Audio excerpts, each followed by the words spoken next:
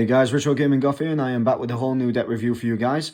And today I'm going to talk about one of the most iconic, if not the classic Joey Wheeler type deck, involving both Baby Dragon and Time Wizard himself.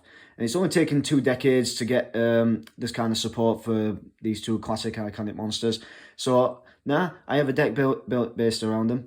And if you like the video, be sure to like, share, and subscribe to my channel, and leave a comment and what you think about this video. And also, I didn't mention this in the last video, but hit that notification bell if you like my videos so far, or you've only just tuned in. Hit the bell so you don't miss another one, and go back to my other videos and see what you think about them as well. I will warn you, a lot of my really old ones, nowhere near as good. Well, to be fair, none of them now are good, but you know, I'm trying my best. I can only do with the tools I have.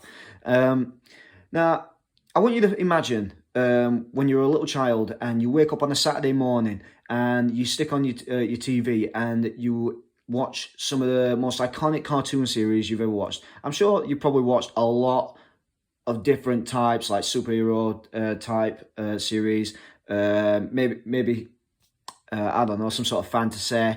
Maybe there was a game show on one of the on the Challenge channel, and you always watched them during your wake up morning times or whatever. But imagine watching a series based on like medieval times, involving dragons, wizards, warlocks, warriors, and all that stuff. Now imagine all that, and this is what this deck is based around. I typically like to call it in brackets my Saturday morning cartoon deck, because yeah, like when I was young, when I wake up in the morning and I stuck on the TV, there was always something like Legend of Zelda or Pokemon or Yu-Gi-Oh, Power Rangers, or pretty much anything that was on like Fox Kids or Jetix or Konami. If anybody remembers those channels, let me know below. What do you think of them? Do you miss them? Should we bring them back? Do we want them back? I personally wouldn't mind having them back. I know some of them do exist now, and they've been taken over by other companies and such. But yeah, it'd be really nice to get back into those franchises, those TV series. Unfortunately now, they don't air them no more. If you want to watch any of them, you got to go on something like YouTube or go on a known site like Netflix, just to get a chance at even reminiscing any of these episodes that you used to watch back in the day when you were a little boy or a little girl growing up. But yeah, this is what this deck is based around, and it's not your typical tournament playing deck or whatever. It is a fun deck, and honestly, I played it a couple of times against myself, because with pandemic I couldn't interact with anyone. You can now to a degree, I think. I don't know what the laws are like now, but yeah, it was a really fun playable deck, and I actually kind of enjoyed it. I played against the Battle Guard deck, which I did in the last video. I went up against Guy the Fierce Knight, Curse of Dragon, Guy the Dragon Champion, brand of cards. And yeah, this deck was really fun to run up against both sets. So yeah, I'm going to show you now what these cards are and what they can do and such. Hopefully I'll try not to go too much into detail and try and get the most important parts mentioned. But yeah, so without further ado, let's just get this over with. So, I recently acquired most of these cards, and some of them, yeah, it did take me a while to get my hands on, but I did get my hands on these eventually, because I was really fascinated to see Baby Dragon evolve, or de-evolve, depending on which way you look at it. So, I have 100 dragons. Okay, sorry, I've already started this deck review, and I'm making a mistake already. 100 dragon. Now, this is a really nice card. It's practically like the wise dragon, so to speak. So, like, again, medieval times, you know, you will see one of them mystical dragons and what have you, and this looks like one of the wise ones that you would go and visit for advice, or even he might come down and help you if the battles are too intense. So, yeah, so 100 dragon. Once per turn, you can have this card gain 1 level equal to the number of cards you control. So I'm guessing that includes this card, but I could be wrong. If you do, it gains 100 attack for each level gained. So, yeah, you could have a full field, and this thing could really stack up its attack points by, what, 900, 1,000? If it included in itself anyway. These changes last until the end of this turn. If this card is sent to the graveyard, you can target one face-up monster you control that was special summoned from the extra deck. The first time that face-up monster would be destroyed by battle or by card effect. Just get my thumb out of the way. It's not destroyed, but you can only use the effect of this card once per turn.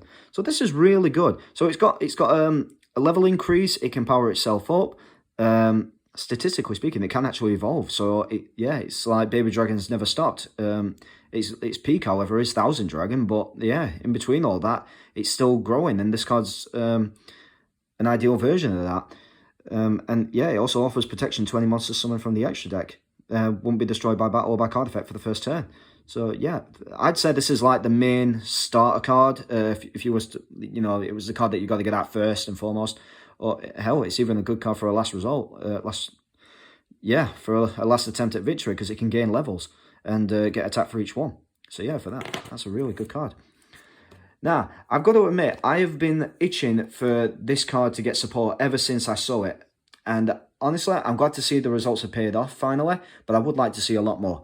Baby Dragon.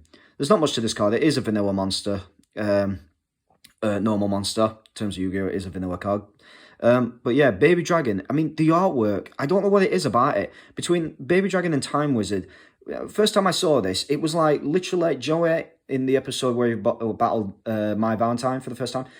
He played all these monsters, didn't have a clue what he was doing, and then all of a sudden he just got the encouragement to carry on and duel with his heart.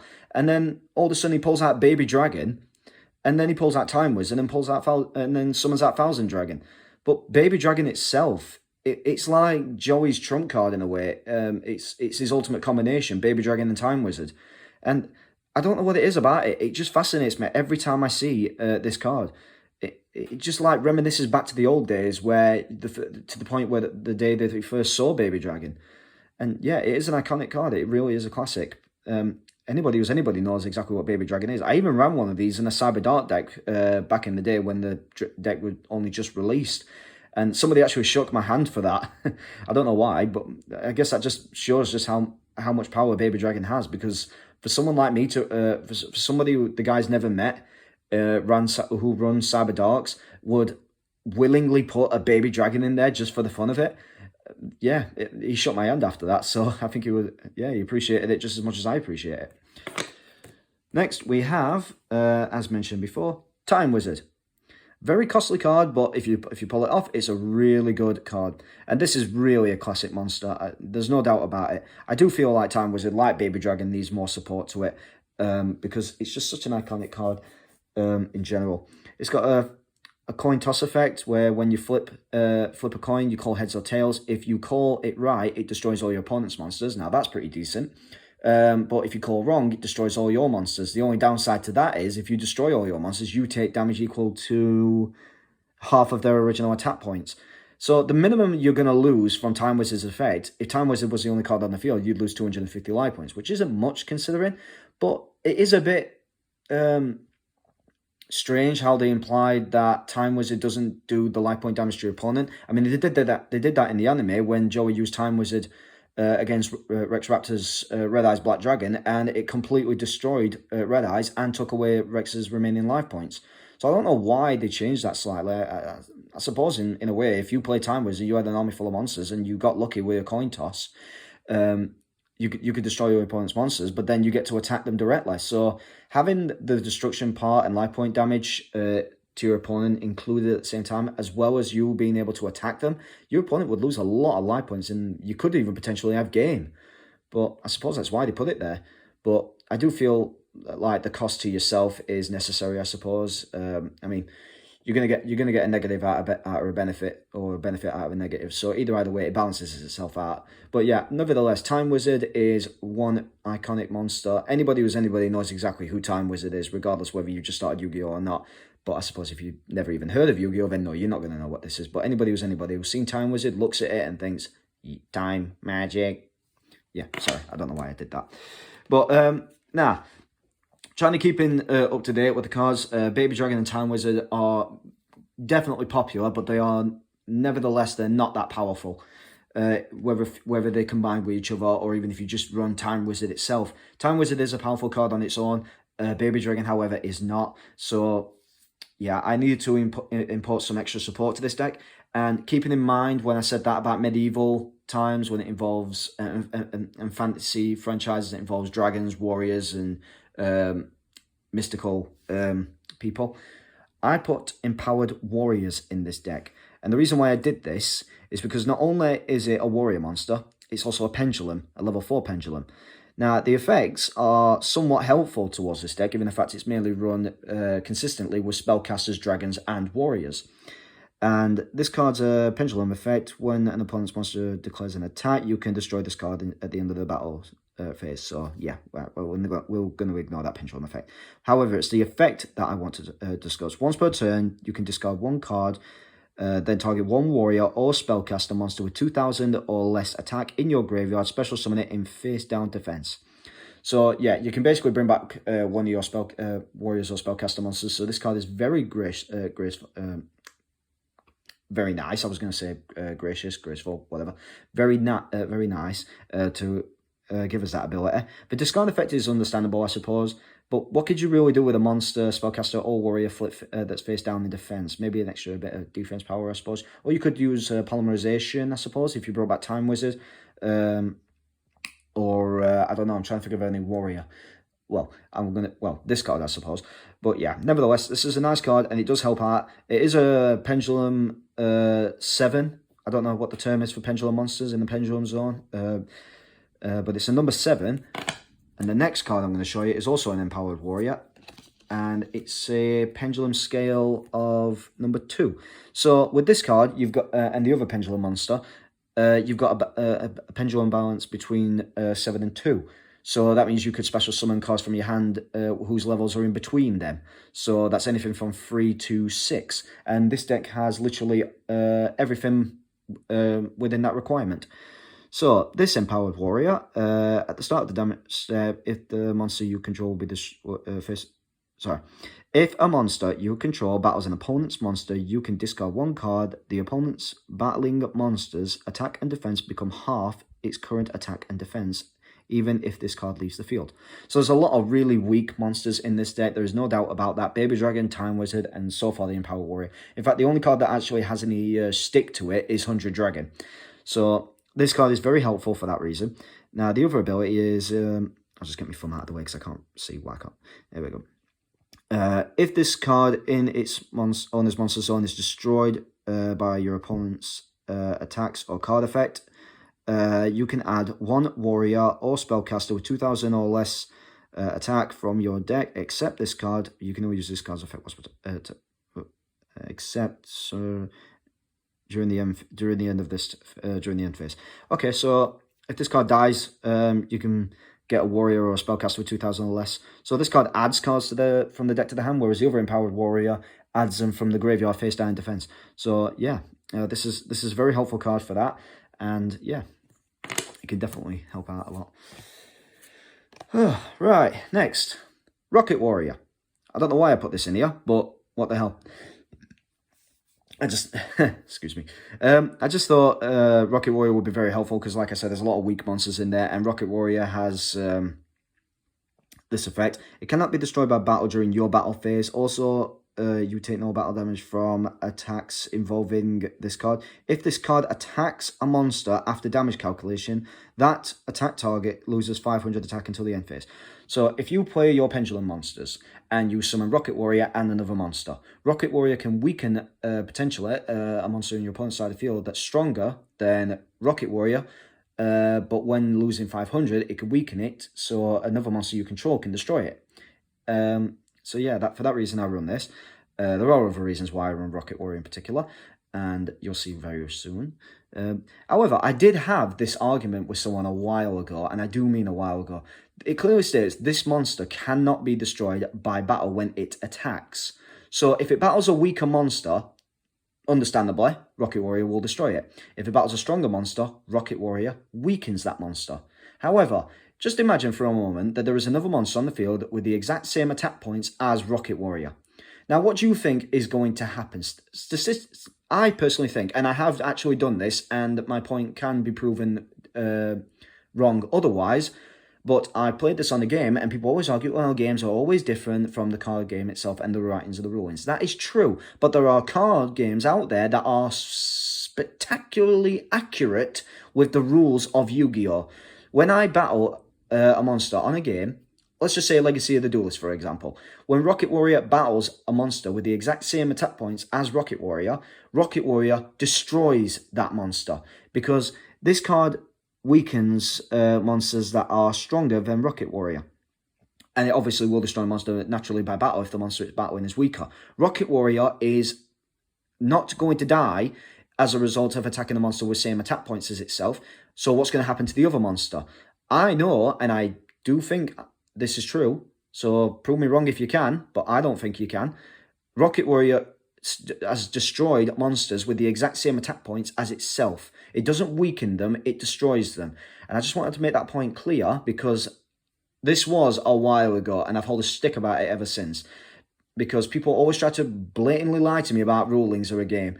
And I know one or two people that I've been in tournament fights with, and they have really broken the barriers of certain card rulings. And I hate these people for that. So I'm not going to mention who they are, because I don't even want to discuss their names. And the person I had an argument involving this card, I actually haven't got a clue who they are.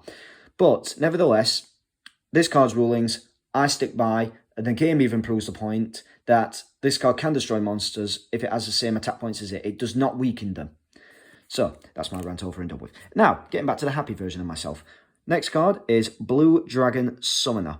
I was going to run a few of these, but honestly, I didn't know if one was enough, because its effect is really decent. And its effect is, if this card is sent from the field to the graveyard, you can add one dragon or warrior or spellcaster type normal monster from your deck to your hand. Now, unfortunately, the only normal monster that's in this deck is Baby Dragon. So if you didn't have the card in your hand to begin with, this card will help you search for it. And there is another reason why I play this card, because of the side deck card that's in there, and you'll see that very soon. So yeah, actually, now that I'm saying this out loud, I think only one is necessary, because why would you want to run 3 of these on the only off chance of you getting Baby Dragon or the other card that's in the side deck? I nearly said extra deck. I said extra deck about 3 or 4 times in my last video. Quoted myself so many times on, corrected myself. Well, it wasn't even the side deck I got wrong. It was a pronunciation on ultra polymerization. I kept calling it ultimate polymerization. I don't know why, that name just sounds a lot better.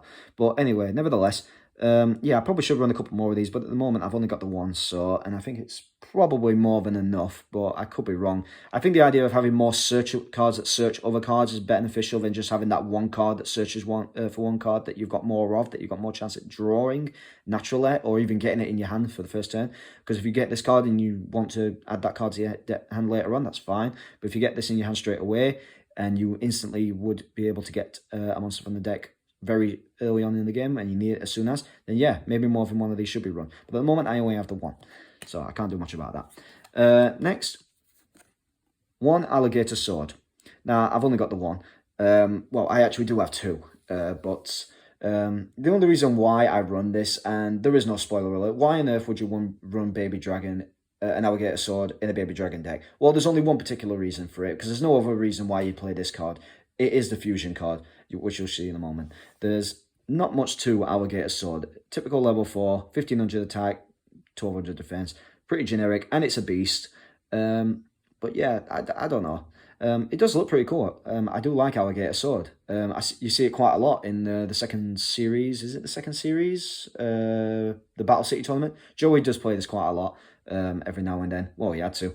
Unfortunately, with Battle City tournament, Kyber introduced a whole new rules where you couldn't summon stronger monsters unless you summoned out weaker ones. And at the time, Joey had a very considerable, nice set of cards. I think Joey probably had one of the best decks going for Battle City.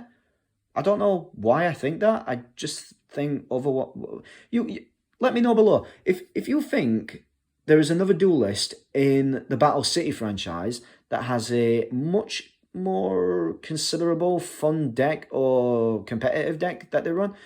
I'm not even going to include Marikishtar because his deck's just out of control, left, right, and centre. My Valentine's was actually pretty good, actually. She ran Harpy Ladies and Amazonis, and Amazonis are very good cards. I'm actually trying to figure some others now. I don't know if Yugi, obviously, he's got some good ones. But I don't know why. I feel like Joey's had a lot more to go for it. Like, it had the potential to do a lot more damage.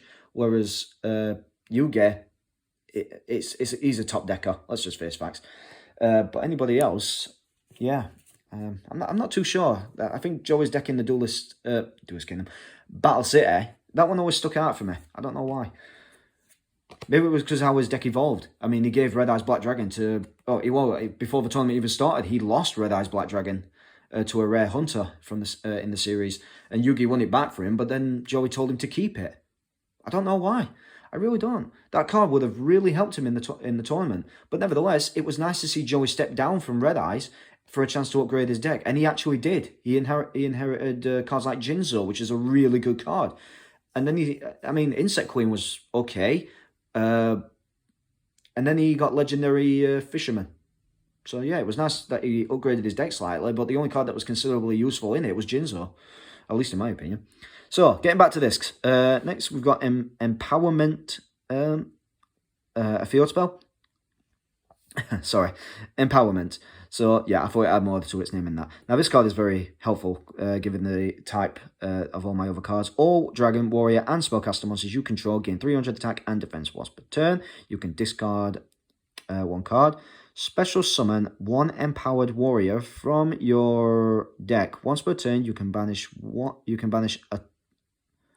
Sorry, I can't quite see that. Once per turn, you can banish a total of 4 warriors or spellcaster monsters from your graveyard and add 1 Ether monster from deck to hand. Okay, so I actually don't have any of those. But the whole discard a special summon an empowered warrior, that's okay. But I use it mainly to power all my spellcasters, warriors, and dragons. I actually completely forgot about that bottom part of the effect, and I do have the card somewhere in my other pile. I'll have to show you at the end what I was going to include in this deck and chose not to. But nevertheless, I completely forgot about that. But other than that, it does power up all other monsters that are in this deck, aside from maybe 1 or 2 cards that's in the extra deck, and definitely does not power up Alligator Sword in any which way. That card is literally there in the deck for the purposes of fusion summoning. One card in particular. Now, does anyone have any idea who a certain character called Chucky is? Well, you should. Well, if you don't, then wake up, because I run 3 of these. Child's Play. You might be thinking, Goff, what the hell are you doing with those? Well, look at the artwork for a start. It's what looks like a warrior in the center, with a sword, and it's got a magical aura around it, and from the looks of this image, it's battling a load of enchanted monsters or something, or it's just wield a sword and got an amazing amount of power. Nevertheless, this is the reason why I run it is because of this. Each time your opponent summons a monster, you gain 300 life points, so that's not bad on its own.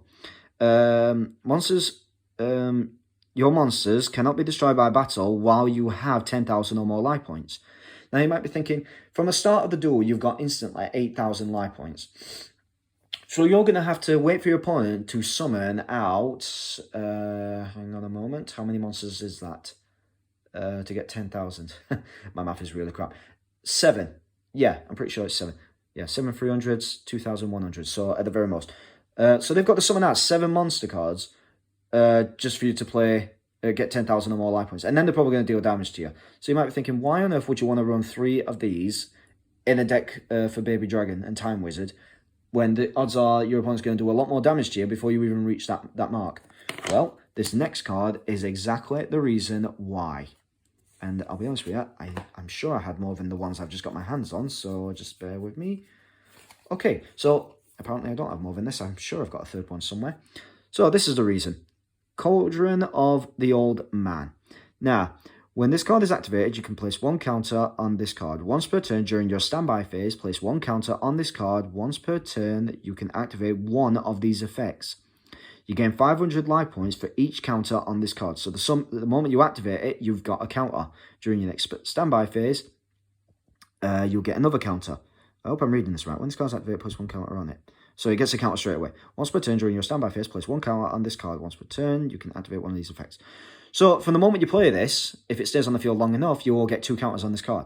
Now you gain, the first effect is you gain 500 life points for each counter on this card. So you gain 1,000 straight away. And during each turn that this card stays on the field, you get another counter, which is really helpful because of the gaining life points effect. And that's why I run Child's Play, because if you play 2 of these straight away, you will get that 2,000 life points. So playing, and then by then you should hopefully have a Child's Play card, and then you'll have 10,000 life points, and your monsters cannot be destroyed by battle. So that's why I run 3 Child's Plays, and I probably should run 1 more of these, because your life points are never really going to go down, are they? And the other effect, I don't use very often, but I will mention it. Inflict 300 damage to your opponent for each counter on this card. So it's going to do 3 to 600 straight away, more or less. But the life point gain is the reason why I have this card mainly for this deck. Plus, combine this with Child's Play, your monsters are not going to be destroyed by battle, and you're forever going to get life points. And the more counters this card gets, the more life points you will receive. So that's why I run it.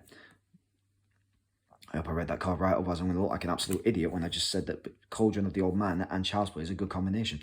Anyway, well, I did just read it out loud, so that's probably a good enough excuse. The A forces, or ally forces as it's known as. All warriors you control gain 200 attack for each warrior or spellcaster you control.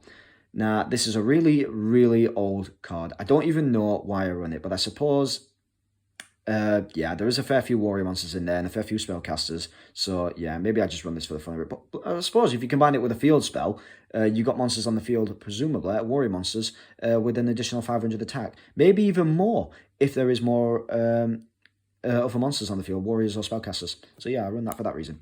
Now you might chuckle or think, why are you running this? Well, I don't know. That's the answer. I don't know. Gold Moon Coin. I find this card really amusing. Basically, you add 2 cards from your hand to your opponent's hand, then draw 2 cards, but you can only use 1 of these ones per turn. It's practically the draw card in this deck. And there are a lot of cards that you might have that might not be necessary to use, or you might not even need at the moment in time, and you need to draw into better cards and give your opponent something that will either A, benefit you, like the field spell, for example, or, I don't know, just give them Child's Play. The card is practically useless if your opponent doesn't have 10,000 or more life points. But at the same time, yeah, they will gain 300 every time you summon a monster, but if you just give it to them right at the end of the duel, where the card's no longer any use to you, if you draw it later on, then what difference does it make? Just add that to your opponent's hand and draw 2 new cards. So yeah, Gold Moon Coin is pretty amusing for that, and I've always wanted to run one. Right, next we have 2 polymerizations. The fusion card for this deck, and there is a fair few fusions, and let's face it, you can't play any of the cards that represent Baby Dragon or Time Wizard or even Alligator Sword for that matter without polymerization. So yep, that's why I need that. With that being said, cards in the graveyard, you might need to summon out a fusion card. So Dragon's Mirror will banish those cards for you and summon out one of your Dragon Fusion cards. Next, there's a fair amount of warriors in here, so we need reinforcements of the army. You can add 1 level 4 warrior monster from your deck to your hand. So that's why we need that. Oh, okay, I don't really need those at the moment. I just dropped half of my cards on the floor. So I don't need that at the moment.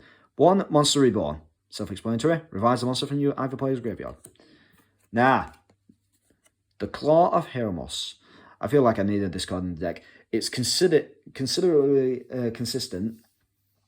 It's consistent. Sorry, I will get my words out one day without screwing up. It's got enough warriors, spellcasters, and dragons for this card to run.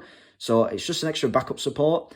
And let's face it, I think you really need Hermos in a deck like this, because there's a fair few fusion cards of Hermos that nobody really plays. Red Eyes Black Dragon Sword is probably the most common one that any player would use. Might not even use it in general, but yeah, Red Eyes Black Dragon Sword is probably the most beneficial card to play when it comes to the Claw of Hermos. That's just my opinion, but let's face it, have you seen anybody who plays any of the other fusion cards for Claw of Hermos? I certainly haven't. I play Red Eyes Black Dragon Sword. I'm a fan of Red Eyes. But at the same time, I've seen other players run Claw of Hermos in a Buster Blader Dragon based deck. And Paladin of Dark Dragon. Paladin. I forgot his name now. Dark Paladin. Yeah. Dark Paladin, combination between Buster Blader and Dark Magician, it uses dragons to power itself up. Combine that with Red Eyes Black Dragon Sword, and you've got one really powerful card on the field, and it can negate spell cards by discarding a card from your hand. So yeah, Claw of Hermos, Red Eyes Black Dragon Sword is probably the only consistable card. I've really got to stop saying that word because I can't even pronounce it correctly. It's probably the most ideal card to play. There, simple enough. Now, Fantasy has one thing in common. Castles. So that's why I run this. Castle of Dragon Souls. Once per turn, you can banish one dragon, and there's enough of them. Monster from your graveyard, then target one monster you control, it gains 700 attack until the end phase, even after this card leaves the field. Or it becomes unaffected by... okay, that's not important. When this face-up card on the field is sent to the graveyard, target one of your banished dragon monsters and special summon it. So you can power up your monsters by banishing your dragons. There is a fair few of them in this deck, at least, and there's enough cards for you to power up, and 700 is not a bad amount of attack points. And let's just face it, this card artwork, I've got to admit, if I had this as as one of my wallpapers for anything, that would look pretty sick, whether it's on my phone, my lap. Well, I don't have a laptop, but if I had one, I'd put it as a background. Or hell, just have it on your wall. When you go to sleep at night, you wake up in the morning, you're surrounded by dragons. That'd be awesome. I wouldn't mind having some of that, as long as they don't burn my ass. Anyway, the Revenge of the Normal. Yeah, not your typical trap card that you would run, but honestly, have you ever considered these cards' effects? They're actually unique. Special summon one level 4 lower monster from your hand up to the number of monsters your opponent controls, but you can only activate one of these once per turn. So it's essentially a pendulum summon, but it's a trap version. So imagine playing this, you have a handful of monsters, and then all of a sudden you just spawned all these level 4 lower monsters from your hand against your opponent. And it's a really good card to use against with Xyz summoning and stuff like that. So yeah, it's actually not a bad card. It's like all the Rebellion going up against, I don't know, evil forces, let's just say. Now, the next card is very similar to it. It is the Return to the Normal. Now, again, has anyone really considered these cards' effects? I certainly have recently. When exactly one monster is normal summoned or special summoned, face up, except during damage step, destroy all monsters on the field with less attack than that monster. But you can only activate this card once per turn. So, yeah, just imagine you summoned out a really big-ish monster. This card would pretty much trample on all those little weaker monsters, as the picture shows very clearly. There's a giant monster squashing a baby alligator lizard looking thing. Yeah, so you could argue that it's like, yeah, oh god, dropped it. So you could argue like, yeah, we're gonna get you, we're gonna attack all your forces, where's your big man? Boom, dead. That's it, you're all gone, you're all destroyed. Ah, we regret this. Oh yeah.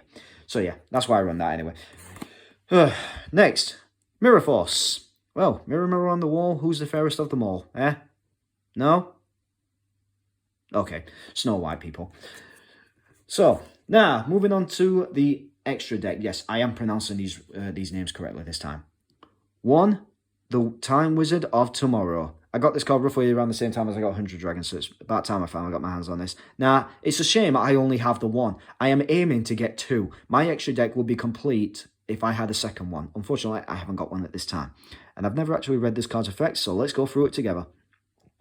1 Time Wizard, 1 Effect Monster. Once per turn, while you control this fusion card, you can toss a coin and call it. Destroy as many monsters on the field as possible. If you do, inflict damage equal to half the total original attack of those destroyed face-up monsters. If you call the coin toss right, your opponent takes the damage. If you call wrong, you take the damage. Oh. Okay, so this is essentially the anime's version of Time Wizard, only it's a lot more powerful. And yeah, I didn't even realize how strong its attack points were. It's literally quadrupled in attack strength, at least. But yeah, the effect is pretty decent. It can nuke all your opponent's monsters and deal damage. Wow, okay. I never even read this card till today, so yeah, that's a pretty decent effect. I really have got to get my hands on 2. Or 3 for that matter, if I can help it. Speaking of 3, well, 1,000, well, whatever. 3,000 Dragons. Now, this is one iconic monster. Anybody who is anybody will recognize this card. And even on Yu-Gi-Oh! Duelist of the Roses, if you play a lot of weak dragons and then you summon out Time Wizard, or Flip Time Wizard as its rulings are in the game, all your weaker dragons become 1,000 Dragons. So that's how powerful this thing is. It transforms every dragon, no matter what it is. It don't even have to be a baby dragon. In the game Duelist of the Roses, all your dragons that have got less than, is it 1,500 or 2,000? I think it's 15, no, it's 2,000. Any dragon monster you have on the field, whether it's anything from Baby Dragon, Wind Dragon, Guardians of the Fortress, Kimura Dragon, Cursed Dragon, Blackline Fire Dragon, anything like that. Time Wizard flipped on that game will make all your dragons into 1,000 dragons. And that's how powerful this monster is in general. It spawned over every other dragon, not as well as Baby Dragon.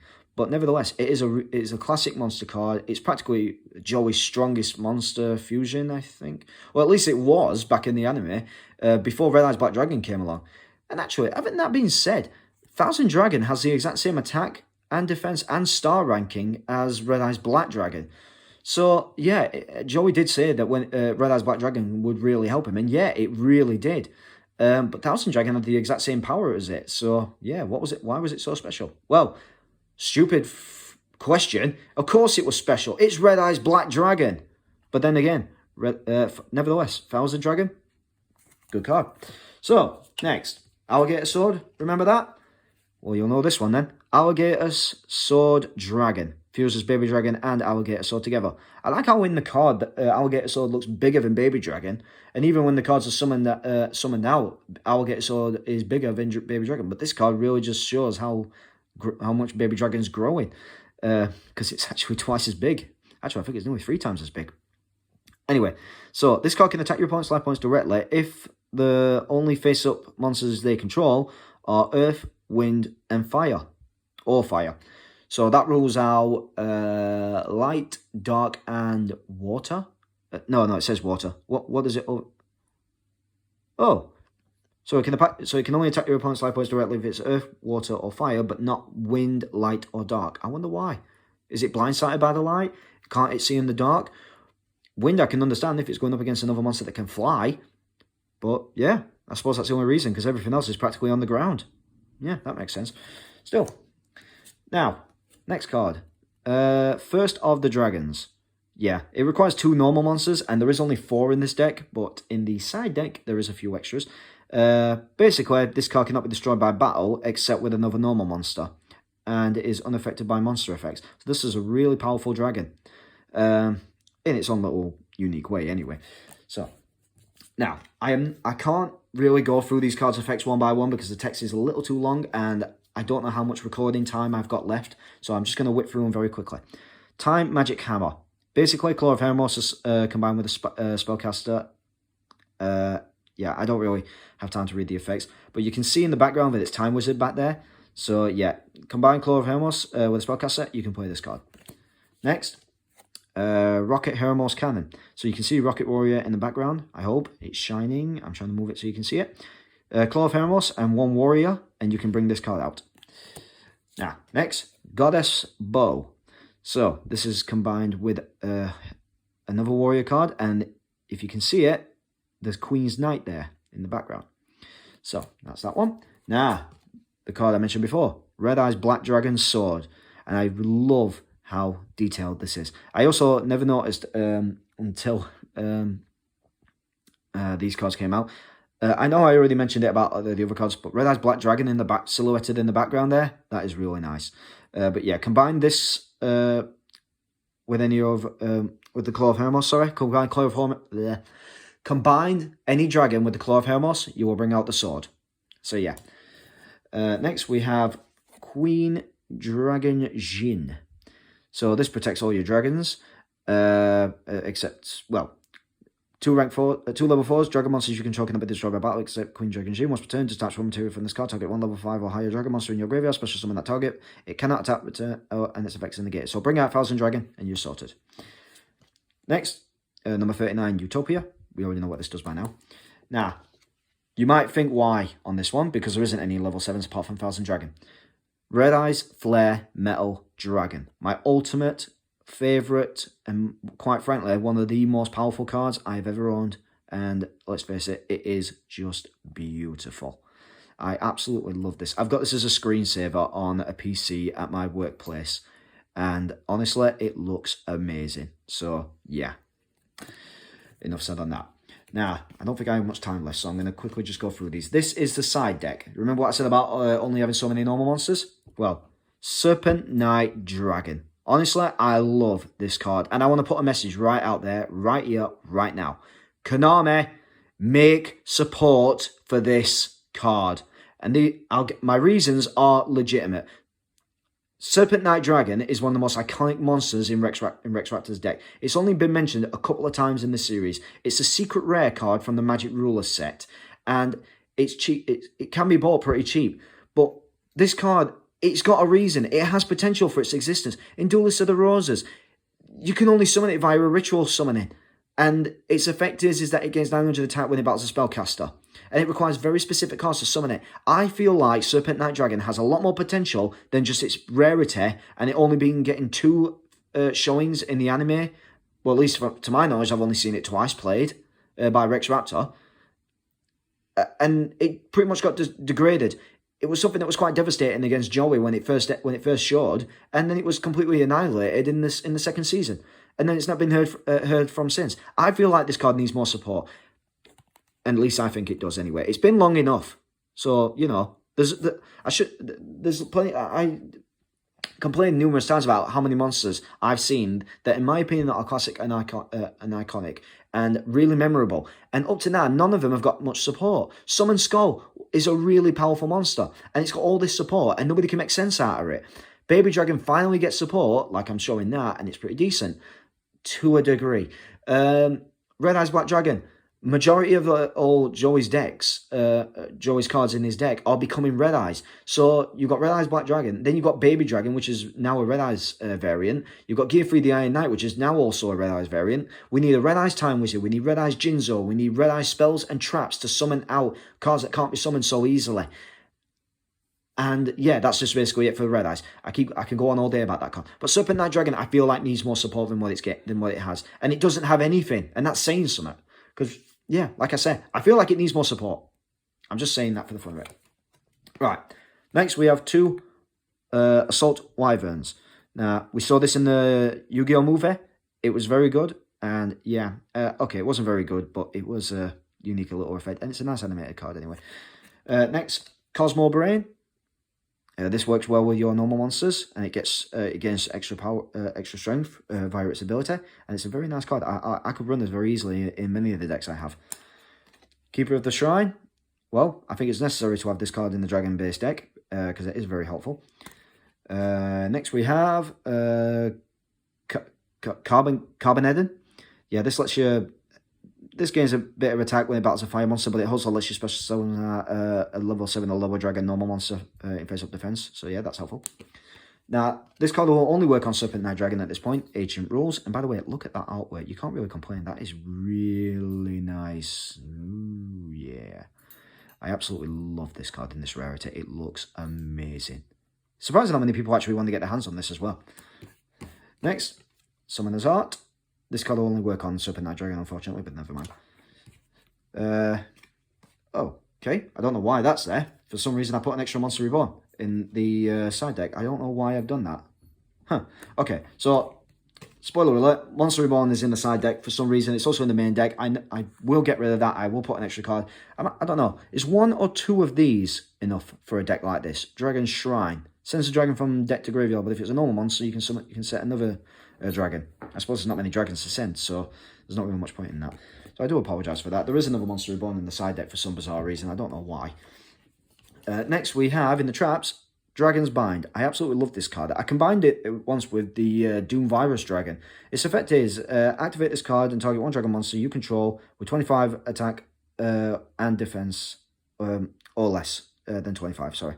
Neither player can special summon monsters with attack equal or less to the attack monster when the monster leaves the field, destroy this card. So yeah, if you combine this with Doom Virus Dragon neutralizes all powerful monsters like Crush Card normally does. So the only monsters your opponent really can play are monsters with 1500 attack points.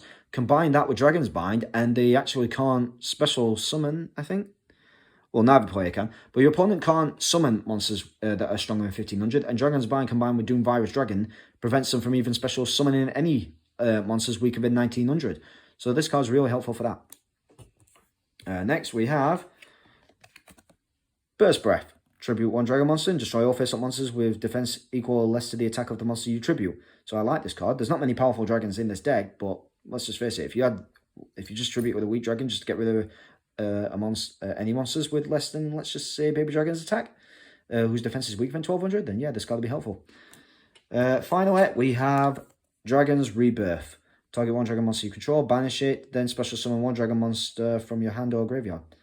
So yeah, that's it. There's not much else to this deck. So guys, what do you think? Do you think the deck is fun? Would you say it's fun to play? I personally would. I definitely would run this deck against anybody who wants to go up against it. But yeah, it's a really fun deck.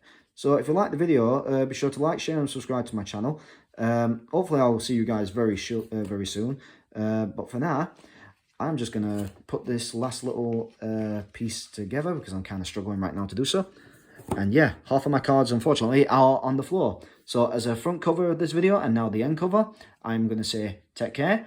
And hopefully like, share, and subscribe to my channel.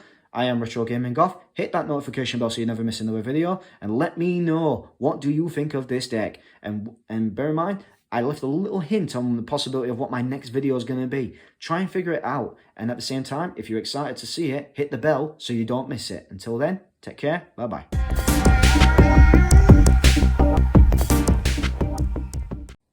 Oh, by the way, guys, I promised to show you something that I mentioned just now, and I actually completely forgot about it.